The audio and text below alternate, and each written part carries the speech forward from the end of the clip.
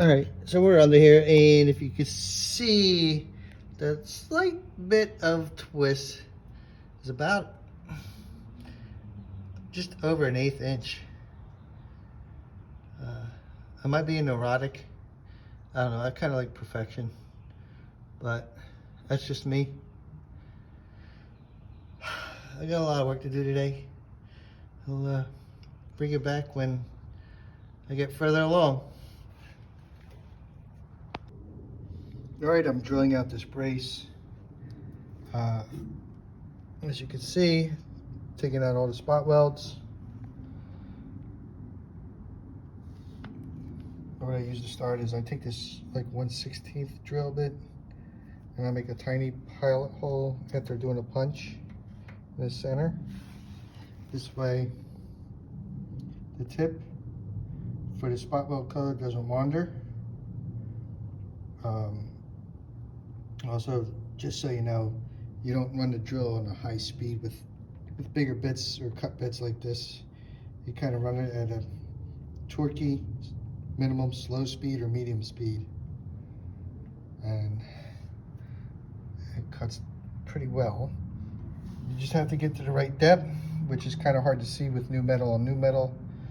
Sometimes it'll pop by itself when you get there. But you don't want to go that far when you cut into the metal. So what I'll do here is I'll go fishing in there and see what ones I can pop with my stainless chisel and hammer. And start seeing where I can free it up, and where I can't, I'll hit it again with the spot weld cutter one more time. My DeWalt is starting to get old and starting to have little sputters. But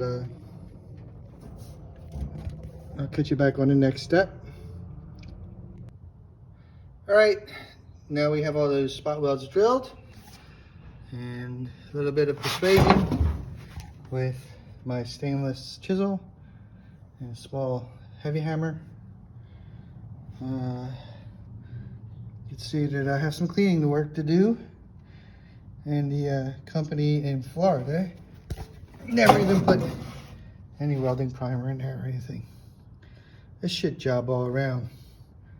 It's just another reason not to buy a complete floor pan and trunk pan assembly. Don't waste your money, or you'll be doing everything over like I am.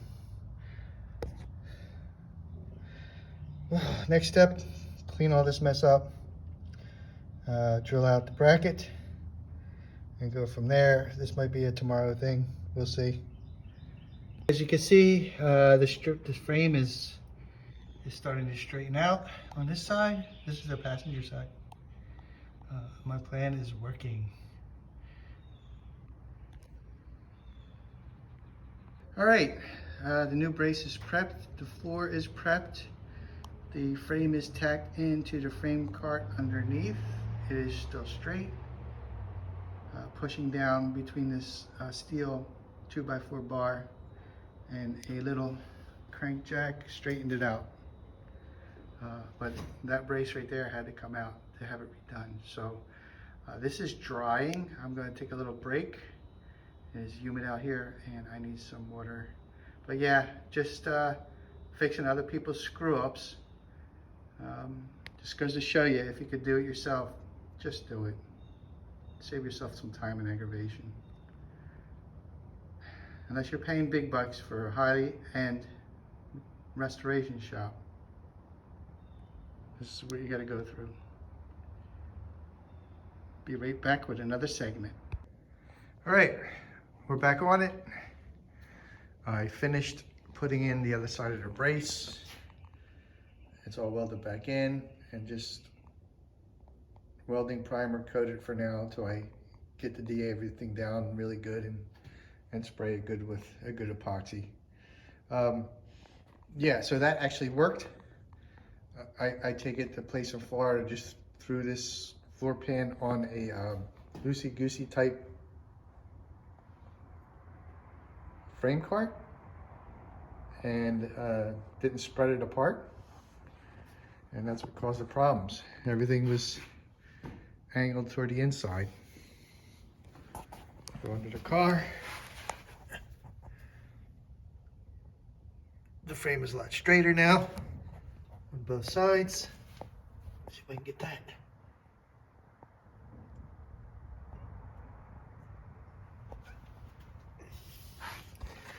So all hope is not lost.